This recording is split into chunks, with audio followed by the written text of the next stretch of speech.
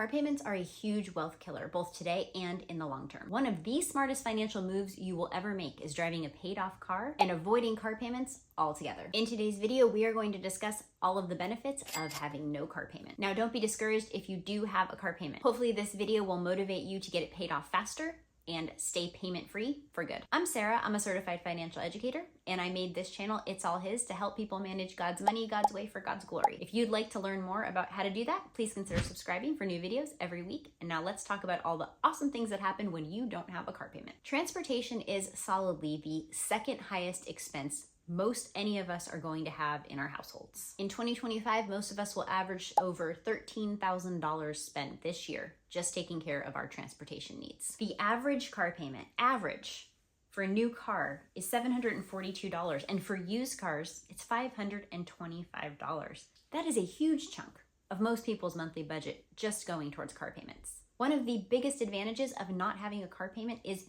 you have less debt, which means you are paying less interest, which means you are not enriching other people with your interest payments and paying more for products than they're worth with your interest payments. You are able to use that money to hit your financial goals, to build wealth for you and not for a bank. You aren't paying interest every month on something like a car that is pretty much always a depreciating asset, which just means it's dropping in value. Pretty quickly, people find that they are upside down on their car debt because they're paying on a car that's not even worth what they owe on it. And they're never going to be able to recoup that because they'll never be able to sell that car for what they paid for. By not having those payments, that's money in your budget that you get to do with it whatever you want to do. So that can be working on goals like saving for a house, or paying extra on the house you already have, or upgrading a house. It could mean making memories and having fun and being able to do more cool things with friends or family. It could mean investing and saving more for your future. So many more options are available to you if your money isn't tied up in payments, and particularly car payments that are just never a good financial choice. They're never a wise financial move. Let's take a look at one of my favorite calculators, the compound interest calculator, which I will link down below. We're just gonna see what would happen if you took the money that you're throwing at that depreciating value and all that interest that you're paying for that car, and see what would happen instead if you invested it at that same interest rate for that same amount of time. So we're going to look at this average auto loan chart here. This shows us average terms, interest costs, monthly payments on a $35,000 car loan at a 9% APR. We are going to look at the 60-month one just because that's fairly average for a term. And you can see it lines up. That's your average new car payment, about $727. So let's look at the compound interest calculator. We'll start with 0 because you've started with no investment on the car. And we're going to add that car payment, $727. We'll do the loan length of 60 months, which is 5 years. And we'll put in that 9% interest rate. You would actually probably be growing at more than 9% if you were investing. And we'll compound it monthly since you pay monthly. Let's look at what you've got. In 5 years, you would see that you would have grown that money to almost $55,000 and likely more. You'd probably get a better rate of return in an index fund or an ETF of more than 9% over the course of 5 years. So you can see at that 60-month term, with that average car payment, you'd basically be left at the end with just a car that is definitely not worth the $35,000 you originally purchased. And really you spent, if you add this $8,593, you've spent closer to $45,000 on a car that is definitely at the end of that 5 years not worth the $35,000. Or you could have almost $55,000 or more growing for you in just 5 years and drive a paid off car instead. These interest numbers, they don't lie. This is a big deal, and this is the reason why car payments are a huge wealth killer. So many of us have bought into the lie, and my husband and I used to be there, that having a car payment, that's just normal. It's just a part of life. You're just always going to have a car payment. But I want you to challenge that thinking. If you're a Christian, you should definitely be trying to think of your money differently and how you handle God's money differently. And just always perpetually being in debt so that you can have something newer or nicer is not a wise way to be a good steward. Now, I'm not saying there are not situations where you might need to have a car payment for a while. I don't want you to hear this video and think if you have a car payment, you're a bad Christian or you're in sin. You might be, but You also might not be. What I want and hope is that this video will motivate you to see the reason why car payments is just not a wise way to store money. It's not a wise financial move. And I'm hoping it will motivate you to want to get those cars paid off, which is what this did for us 13 years ago when we paid off our final car that had a loan on it, and then we just never looked back. 13 years of never having a car payment has been huge for our family. It's been huge for our investing, for our saving, for our ability to buy the home that we have now. It's just been such a blessing, and it's something that we have tried to pass on and teach to our kids.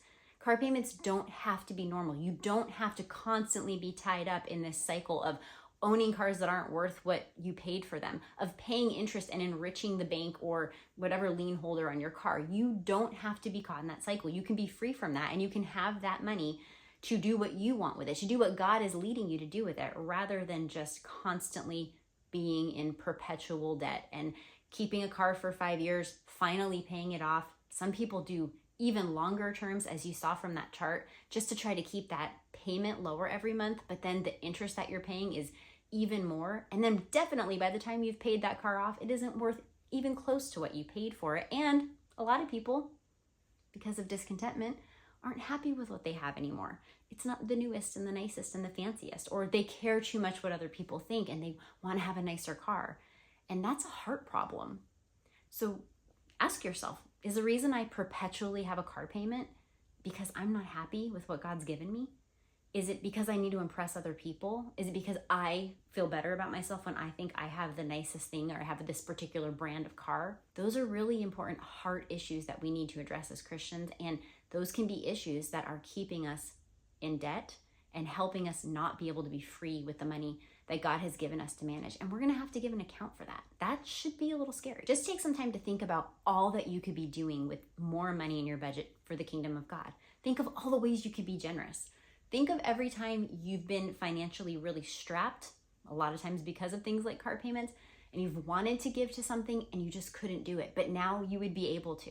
Think of all the fun that you can have furthering the kingdom, furthering the gospel, but also you're allowed to enjoy your money. So think about all the fun that you could have just making memories with friends and family. Having your money tied up in car payments is the number one way to not get ahead financially. It's what's keeping people stuck.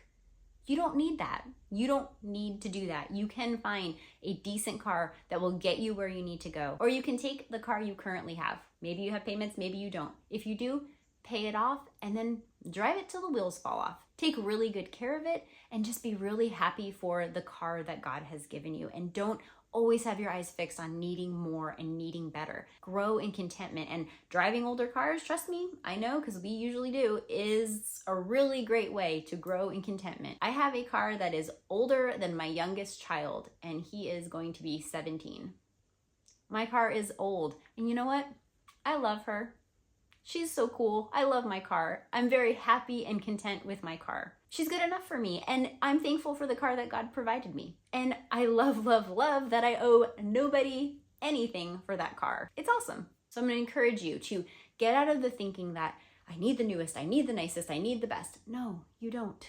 You need thankfulness and contentment and gratitude, and to not be constantly in debt and strapped and paying other people with your money and enriching them instead of building wealth and setting your eyes on things above and laying up treasure in heaven. Another cool benefit of having a paid off car is you get to decide how much insurance you want on that car. If you owe money on a car, your lien holder actually owns your car. So they get to determine the insurance that you have to carry, and that means you have to pay for the insurance they want you to have. And you might find that you don't need as much insurance as they're making you have, or you don't need the gap insurance, things like that, when you own your car and you have the title to your car and it belongs to you. So you could cut your insurance bill, potentially, if you decided that was a wise move, just by having a paid off car. You don't have to pay as much for insurance in that case.